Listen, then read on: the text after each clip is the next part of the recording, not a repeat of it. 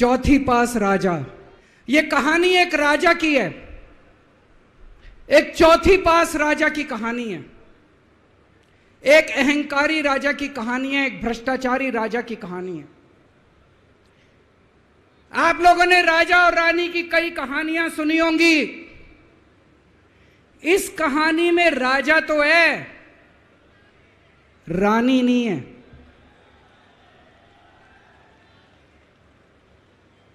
तो एक महान देश था, कई हजार साल पुराना देश।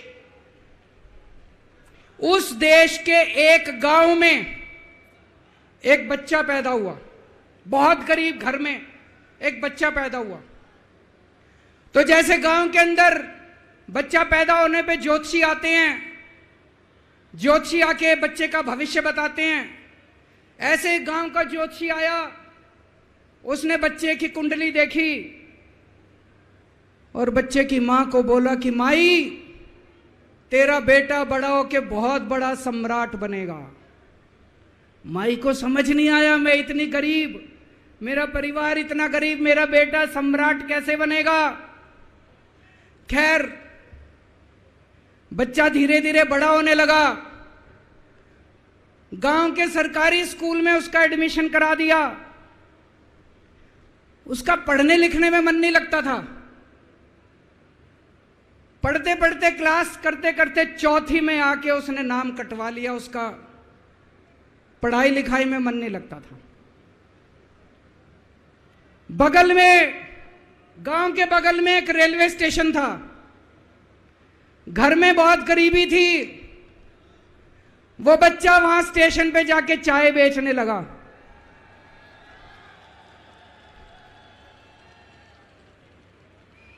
चाय बेच के अपना गुजारा करता था।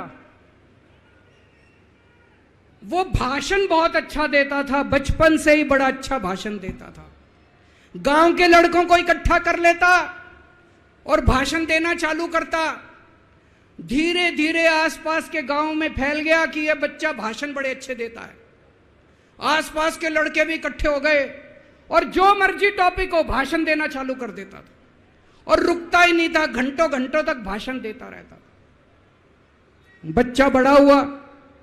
ज्योतिषी ने कहा था बड़ा होके बच्चा उस महान देश का सम्राट बन गया। लेकिन राजा तो अनपढ़ था, उसे तो कुछ आता नहीं था। अफसर आते, उस अनपढ़ राजा से जहां मर्जी साइन करा लेते, जहां मर्जी जो मर्जी साइन करा लेते। वो राजा अनपढ़ था, उसे लगता था मैं अगर अफसरों से पूछूंगा तो मेरी कमजोरी सबके सामने प्रकट हो जाएगी। अफसरों को लगेगा मेरे को कुछ आता नहीं है। अफसर जो मर्जी लेके आते थे वहां साइन कर देता था। वो धीरे धीरे पूरे देश के अंदर फैल गया कि राजा अनपढ़ है, राजा अनपढ़ है। राजा को बड़ा बुरा लगने लगा। तो राजा ने कहीं से एक फर्जी डिग्री का जुगाड़ कर लिया। एक फर्जी डिग्री का जुगाड़ कर लिया, एमए की डिग्री का। और राजा बोला मैं एमए हूं। पर सच्चाई तो पूरे देश को पता थी, राजा तो अनपढ़ था। धीरे धीरे राजा अहंकारी भी होता गया। अहंकारी राजा और ऊपर से अनपढ़। जो मर्जी उस राजा के पास जाता और राजा से कुछ भी पास करा के ले आता। एक बार कुछ लोग गए, राजा को बोले जी नोटबंदी कर दो। नोटबंदी करने से भ्रष्टाचार खत्म हो जाएगा, आतंकवाद खत्म हो जाएगा।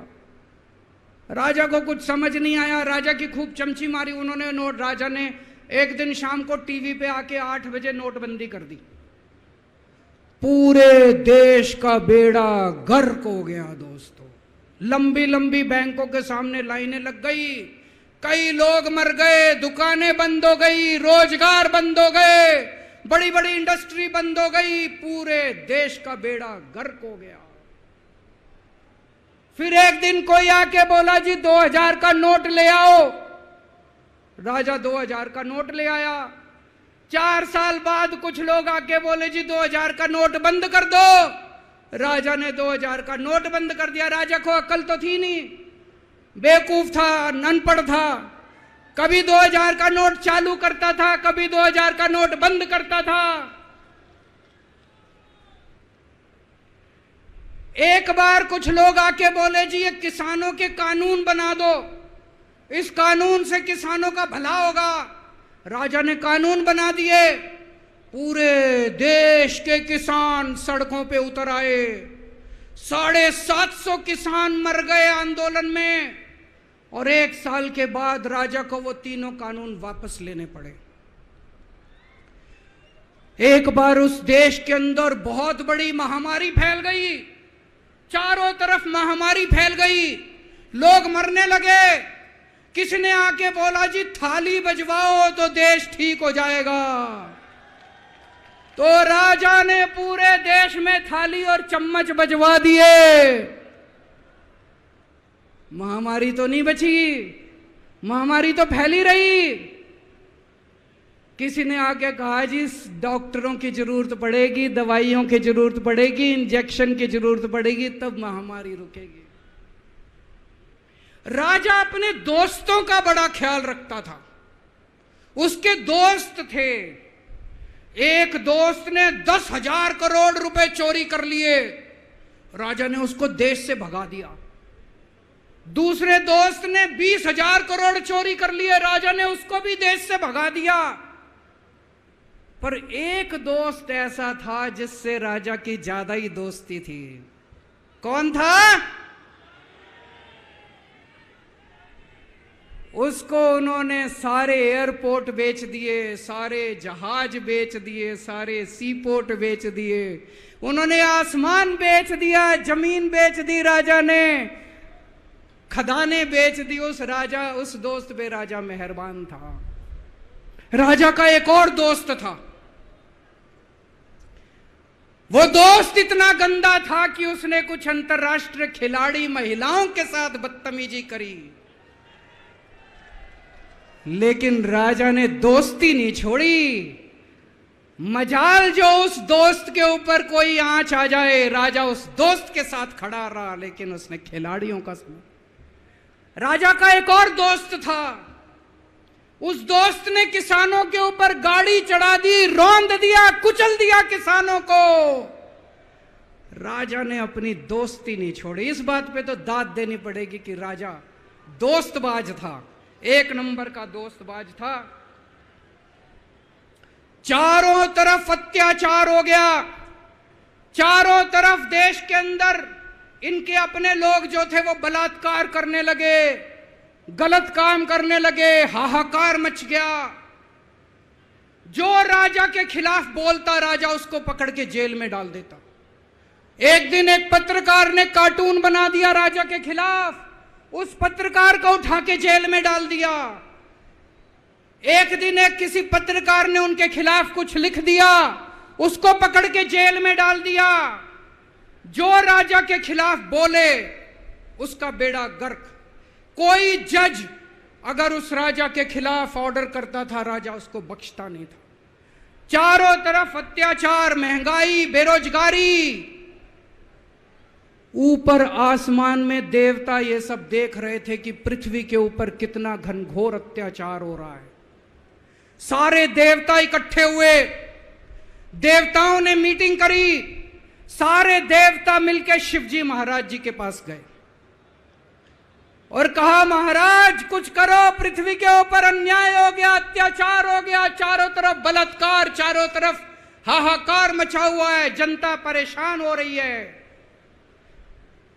पृथ्वी जी, शिवजी महाराज जी ने अपनी तीसरी आंख खोली और दोस्तों यहां प्रचंड पृथ्वी के ऊपर अजीब अजीब घटनाएं घटने लगी। उज्जैन के अंदर महाकाल की 6 सप्तऋषियों की बड़ी बड़ी 10 फुटा भारी भारी मूर्तियां थी। एक दिन बारिश और तूफान आया और 6 की 6 मूर्तियां टूट गई। लोगों ने कहा बड़ा अपशकुन हो रहा है, बड़ा अपशकुन हो रहा है। एक दिन एक ट्रेन एक्सीडेंट हो गया, 250 से ज्यादा लोगों की मौत हो गई। लोगों ने कहा बड़ा अपशकुन हो रहा है। और एक दिन घनघोर बारिश आई, तूफान आया, ऊपर से आकाशवाणी हुई, सारे देश की जनता को भगवान ने कहा कि आप महान देश के लोग हो, क्या कर रहे हो, उठो, खड़े हो जाओ और इस अहंकारी राजा के खिलाफ सब लोग मिलकर आवाज उठाओ। भगवान आपके साथ है।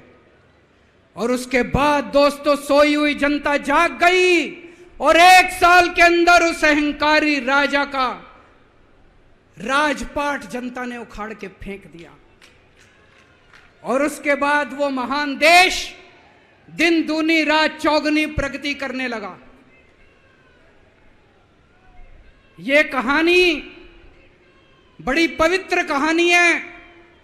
इस कहानी को सुनने से और सुनाने से परिवार का, समाज का और देश का बहुत भला होता है। इसे ज्यादा से ज्यादा शेयर कीजिए, ज्यादा से ज्यादा लोगों तक पहुंचाइए ताकि ज्यादा से ज्यादा लोग इसे सुन सकें, इसे समझ सकें।